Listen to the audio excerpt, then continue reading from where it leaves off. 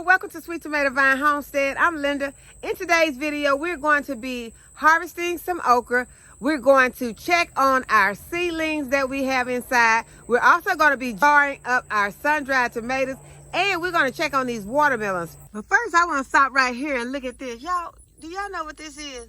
I was thinking that it was maybe a tomatillo, but tomatillos usually have a husk on them. Now, I know that in here is a ground cherry.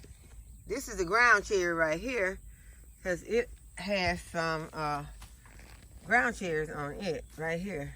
There's one right there, the little lantern. Y'all can see that. But I am just wondering what those other things are. And y'all, it seems like labels just disappear around here. Because I know I had this. Oh, wait a minute. Hold on. Let's see what this says.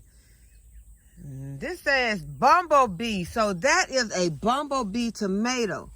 That is what that is. Okay, bumblebee tomato, y'all. Let's go back over here and look at it again. That is a bumblebee tomato. So we'll be keeping our eye on that and get ready to taste that. And then we still see that we got some more of the ground cherries right there. Let's get this bad looking leaf out of there. Okay. Let's go a little further. Okay, so there are some watermelons right there. That's a couple right there. There's a large one and a small one. And then there are two right here together. There's one right here, one in the front right there. And then there is one right behind it. And you can see I wrapped them in the screen so that they are protected. So far, so good. Nothing has bothered them. Okay, and we have some Brussels sprouts. Look like they're going to be ready to be harvested soon.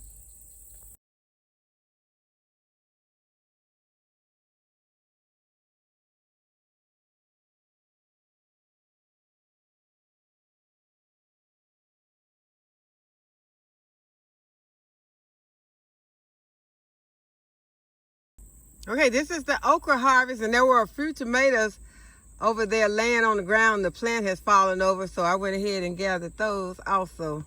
Okay, and I was passing by my Dollar Tree stackable, and I noticed that it is overflowing with some of my herbs.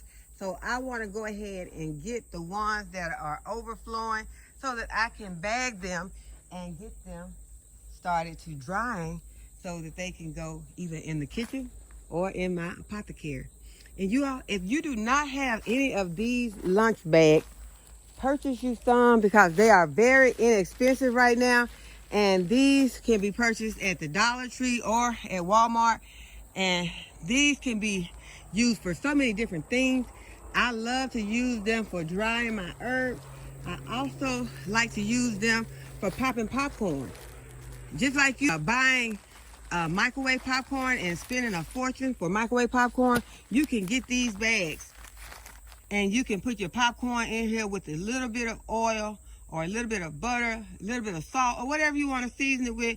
Put it in the microwave for about 2 minutes, and then you have microwave popcorn, but without all of the artificial flavors and things that you do not need that are not good for your health. If you Google it and find out the things that microwave popcorn and some of the preservatives that they put in it can do and cause detrimental effects to your health. So go ahead and purchase you some of these bags, and you'll be able to microwave your own popcorn in your own little brown lunch bag.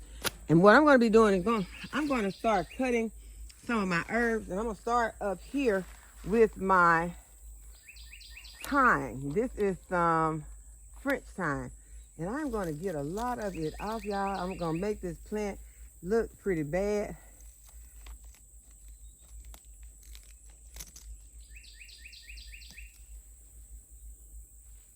And I'm going to put it inside of my bag.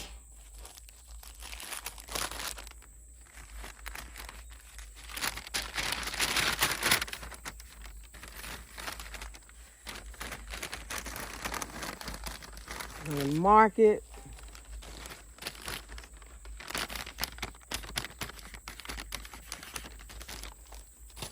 And then I'm just gonna continue to do this while harvesting these herbs so that I can save the herbs instead of letting them sit here in the heat and continue to dry out. I'm gonna also cut some of the stems on this rosemary, hoping that I don't hurt my plant too bad, but I just want to go ahead and get some of the rosemary also. Now right here I have some more thyme, and this one here is, I think, a Italian.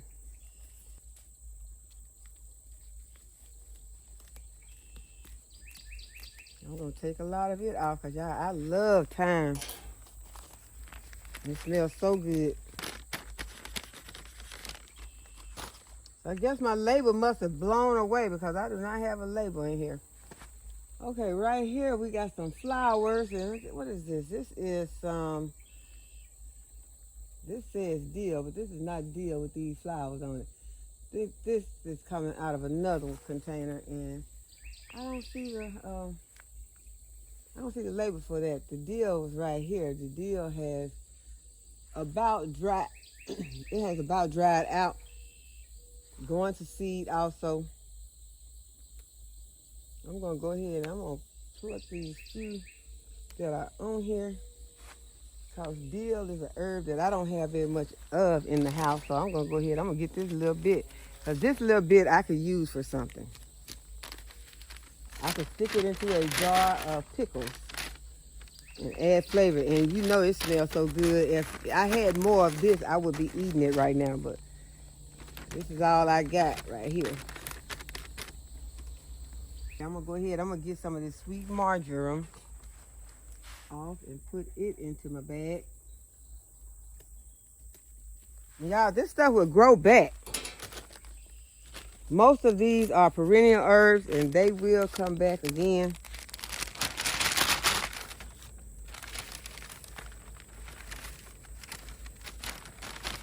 But I will have to mark this marjoram because I will forget and not be able to recognize what this is. It is sweet marjoram.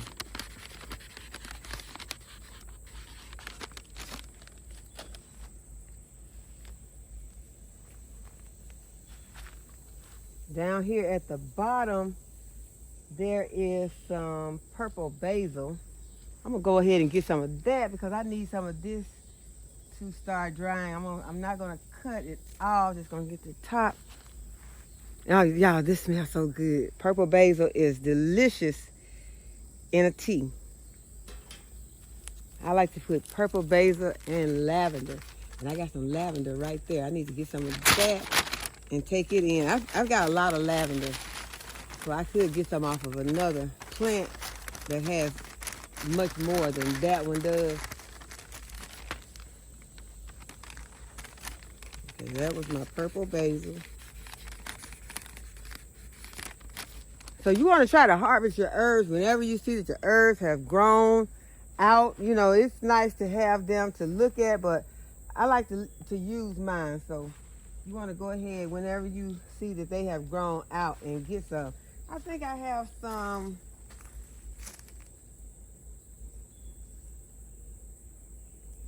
Jamaican sorrel over here.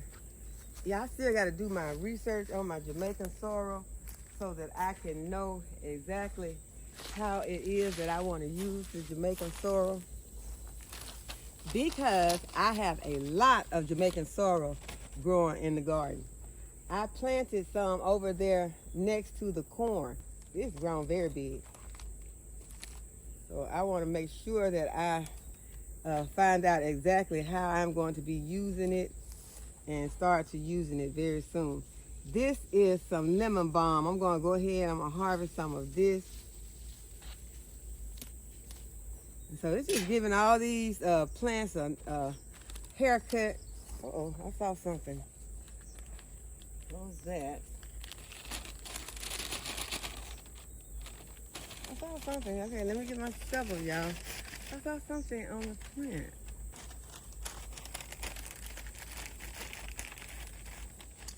Y'all know that these critters can be very, very sneaky. Okay, this is lemon balm.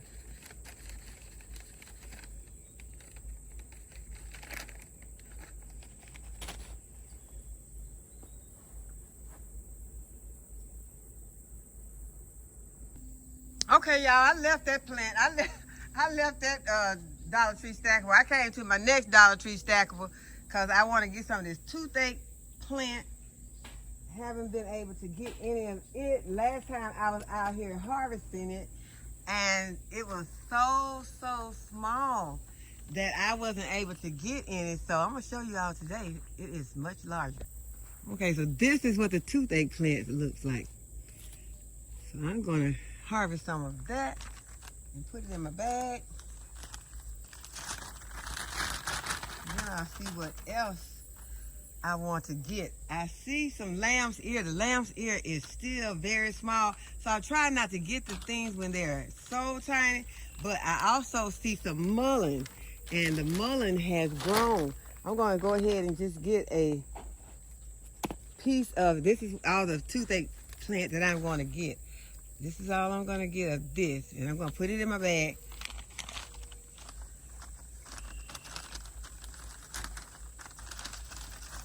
So y'all can research and see the medicinal qualities that these plants have and decide whether you want to plant you some of these herbs.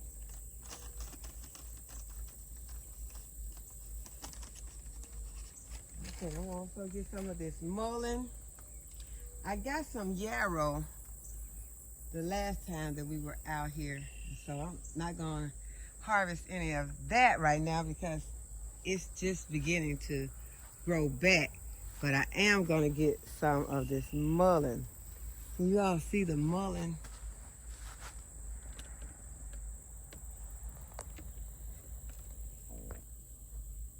Okay, so this is the mullein right here. I'm going to go ahead and get some of it. It looks just like the lamb's ear. I hope that I've not gotten some lamb's ear in here because this looks just like lamb's ear. I think this is lamb's ear. I don't want to get my herbs mixed up.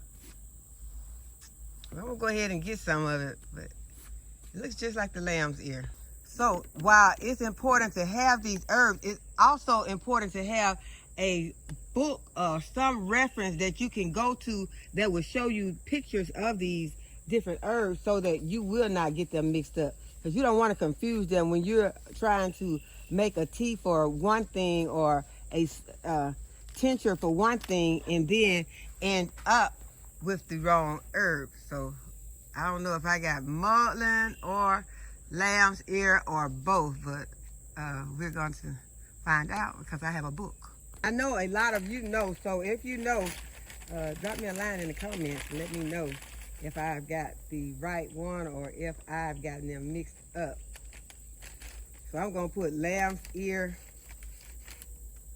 / mullein and then put or in between them so that I'll know that this is, I'm not certain about this. But it is in the mullein space, but the lamb's ear is planted right underneath it, so it still could have gotten mixed up. Okay, but I wanted to show you all how much Jamaican sorrel has grown out here. And I want you all to Google and see all of the different qualities that it has and all the different things that it is good for. I am very excited about having this Jamaican sorrel out here in the garden.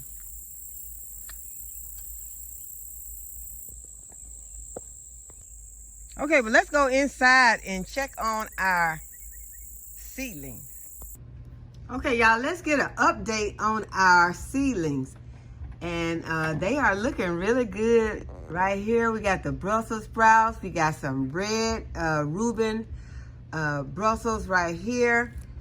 These are the red Reuben Brussels right there. Then got golden acre cabbage.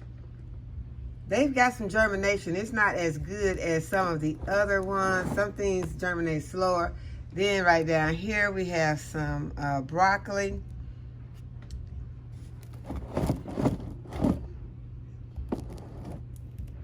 There is some early cauliflower right here. This is the early cauliflower right here. Then we got some beets right here. Napa cabbage, some broccolini. Back there are some purple sprouting broccoli. They're back at the back.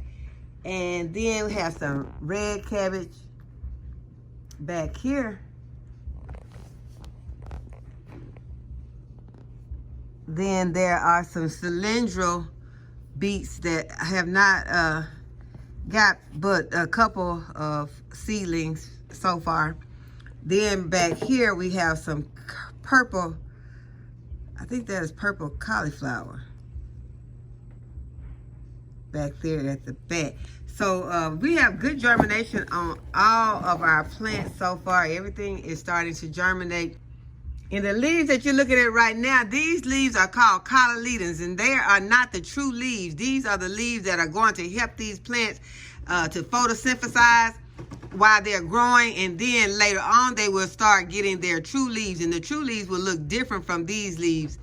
They'll most of the time they come in a little pointy like.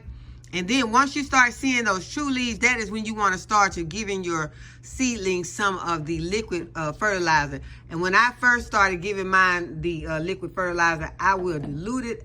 I don't give it to it full strength. If it says to give it 2 capfuls in a gallon of water, then I'll just give 1 capful to a gallon of water.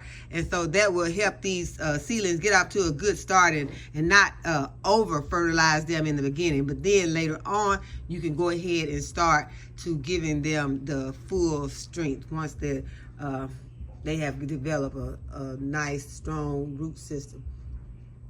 You just don't want to overdo it in the very beginning. And I also like to water my seedlings in the morning. I just like to do it early in the morning, not in the afternoon or at night. Unless something happened and they were looking really horrible, looking about to, like they were about to die, then I would go ahead and I would give them some water instead of just waiting and letting them die. I wouldn't let them perish, but I try to keep up on the watering, making sure, and I watered them from the bottom.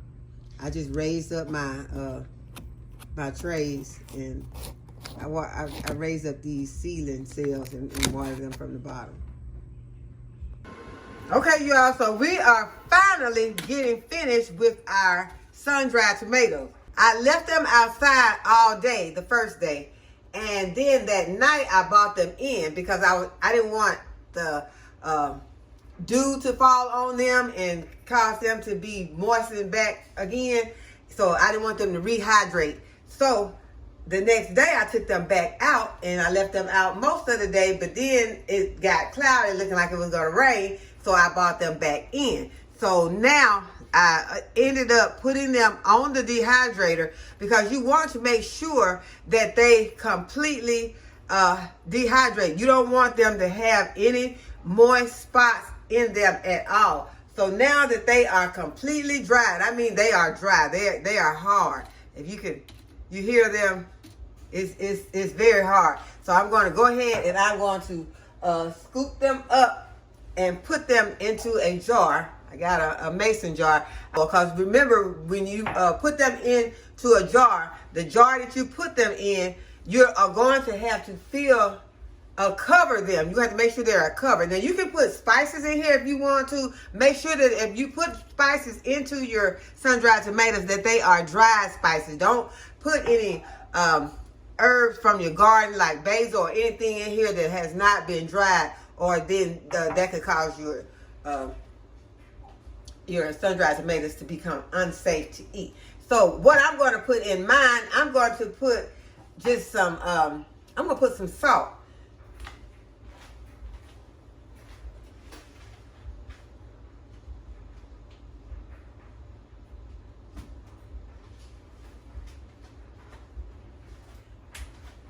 Since I'll be using them different ways, I'm not sure how I'm going to use them, so I won't be adding. I'm just going to put a little salt in there. That'll help with preservation. And then I'm going to put my tomatoes in. So these tomatoes, they were mostly sun-dried, but they got finished the rest of the way with the dehydrated. I'm just going to go ahead and get them all put into my jar.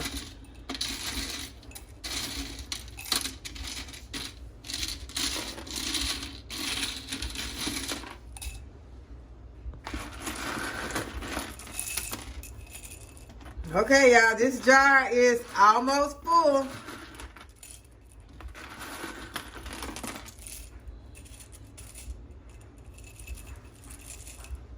This is not going to work. We're going to have to go ahead and we're going to take them to this larger jar. So I'll just add some more salt. Add just a little bit more salt. As I said, it'll just help to preserve them. And now sometimes if you see instructions that say, if you're following a recipe that says to hydrate these back up with some hot water or to rinse them, they can be rinsed. I have did them where I rinsed them. And that was just to, make sure that they were clean. But these, I took very good care of these. I kept an eye on them. I did not see any type of insects or anything get into the into my screen. And so I am confident that they are very clean. And so I don't feel the need to rinse these. In my opinion, water and oil just don't mix. And so if I did that, I would have to dry them off really good. So I just prefer to take them straight from either the dehydrator or the sun drying. Once they are good and dry, you can hear they are dry, but I'm going to just cover them with some extra virgin olive oil. And this was the least expensive brand of olive oil that I could find at Walmart, and it is